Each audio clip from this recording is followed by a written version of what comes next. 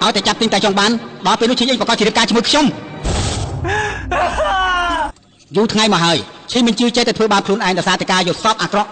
ដើម្បីផលប្រយោជន៍ខ្លួនឯងបានជាធ្វើបាបគ្រួសារទិញសត្វនិងបែកបាក់គ្នាយ៉ាងនេះឈិញមិនជឿខ្លួនឯងទៅកាន់គ្រួសារទិញដើម្បីប្រាប់ឈិញអីឲ្យបានច្បាស់ពីរឿងនេះទោះជាត្រូវស្ដីបន្ទោសយ៉ាងណាក៏ដោយក៏គេមិនស្ដាយដែរ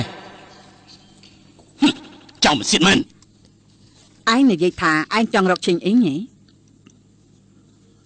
បាទខ្ញុំមានការចង់និយាយជាមួយឈិញអីឯងមានការចង់និយាយជាមួយឈិញអី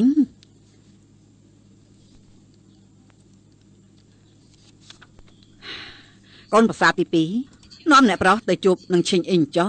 ចាមកតាមខ្ញុំមក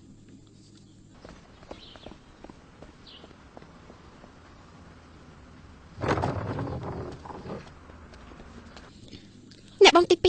2ឈិញមិនជឿអញអ្នកបងទី2ខ្ញុំចង់និយាយជាមួយឈិញអីដល់ផ្ទាល់បានដែរទេ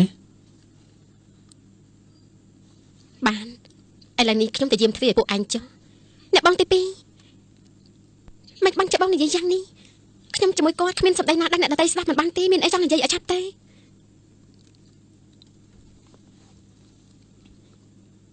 យើងចេញតែក្រៅចុះពួកអញមានការអីចង់និយាយតាមស្រួលទេ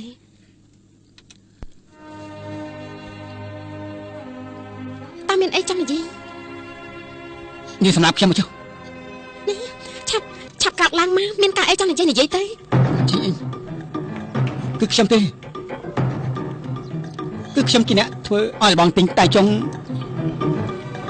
អូនប្រុសលោកទៅគ្រួសារទិញគួរតែឆ្លៀតឱកាសនេះទៅហៅអ្នកប្រុសទិញចេញមកម្ដងនេះយើងត្រូវការចាប់មនុស្សទាំងរូបប៉ុន្តែនិយាយចាន់នោះគឺបើសិនជាគេមិនព្រមគិតមកអូនប្រុសលោកនៅក្នុងដៃសុនហុងនីវហើយក្រោយគេប្រកាសជាចង់ធ្វើអីក៏បានឲ្យតែលោកចេញមុខជួយគេនឹងចាញ់បញ្ឆោតយើងហើយដល់ពេលនោះពួកយើងសហការជាមួយគ្នាសម្ដែងល្ខោនមួយបាទព្រោះតែរំខានមង្គលការរបស់ពួកយើងអញឲ្យបងប្រុសអញចោទលោកបងទិញជាក្បាត់ក្រហមមិននឹកស្មានថាតបបងទេសម្រាប់មនុស្សច្រើនអញ្ចឹងទេខ្ញុំមិននឹកស្មានថាព្រឹត្តិការណ៍ប្រចាំរបស់ខ្ញុំធ្វើឲ្យមនុស្សស្លាប់ច្រើនយ៉ាងនឹងដែរជិញអ៊ីងខ្ញុំខុសហើយអញខុសហើយអញខុសបានការអីយើងសម្រាប់អញ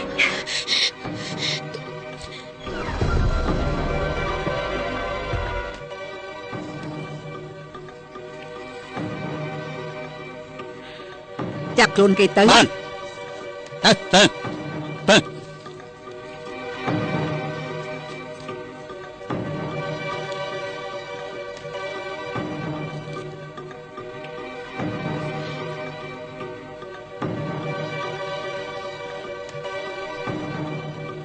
បងប្រុសអ្នកស្រីចាថ្ងៃនេះខ្ញុំបានចូលមកដល់ទៅហើយសូមអ្នកស្រីបកគលបងប្រុសខ្ញុំត្រឡប់ទៅវិញតើបានទេកូនប្រុសយើងទិញតែចុងនិងបងប្អូនជាង100នាក់គឺស្លាប់ដោយសារតែបងប្អូនឯងទាំងពីរឥឡូវដោះលែងគេតើគួរទេអ្នកស្រីចាយើងទាំងអស់គ្នាគឺមិនបាននិយាយលាក់លៀមនោះទេតាមការពិតយើងទាំងអស់គ្នានឹងច្បាស់ណាស់ពីដែលថាកំបិតក្រហមគឺពួកកងទ័ពបរទេសគឺចិត្តតែចោតឧធានគេគឺមានគំនិតរបស់គេគឺចង់ចាត់ការគ្រួសារទិញតាំងពីយូរហើយបងប្រុសរបស់ខ្ញុំនឹងគ្មានអត់ដឹងអីទេសូមឲ្យគេទៅវិញមុនទៅមានកិច្ចការអីពួកយើងអាចនិយាយគ្នាតាមដំណើរទៅណាថ្ងៃនេះអ្នកស្រីចង់ធ្វើអីខ្ញុំទទួលខ្ញុំមិនរីរែកនោះទេតើទទួលបានទេថ្ងៃនេះខ្ញុំបានជិះមកដល់ទៅហើយទទួលបានក៏ទទួលមិនបានក៏ត្រូវតែទទួលដែរហើយនេះហើយសូមដោះលែងបងប្រុសរបស់ខ្ញុំមុនទៅឲ្យគេទៅវិញទៅអញ្ចឹងក៏បានអ្នកប្រុសទី2សូមអញ្ជើញចុះ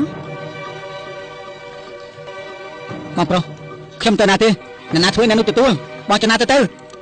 រឿងនេះធំហើយដោះស្រាយរួចទេទៅវិញខ្ញុំមិនទៅទេបងប្រុសអ្នកទី2សូមយកបងប្រុសរបស់ខ្ញុំដែលអត់ដឹងក្តីនេះចេញទៅក្រៅទៅណាបងប្រុសខ្ញុំទៅណាទេខ្ញុំទៅណាទេកុំភ្លេចពេលទៅវិញកុំនិយាយព្រៃប្រាស់ឲ្យសោះអ្នកស្រីចាខ្ញុំដឹងដែរអ្នកទាំងអស់គ្នាចង់យកសារសោករបស់ហើយចង់ត្រឡប់មកវិញអ្នកប្រុសធំអ្នកប្រុសមានមធ្យោបាយយ៉ាងណាខ្ញុំជឿថានៅតាមផ្លូវអ្នកប្រុសច្បាស់ជាគិតរួចទៅហើយលោកកែ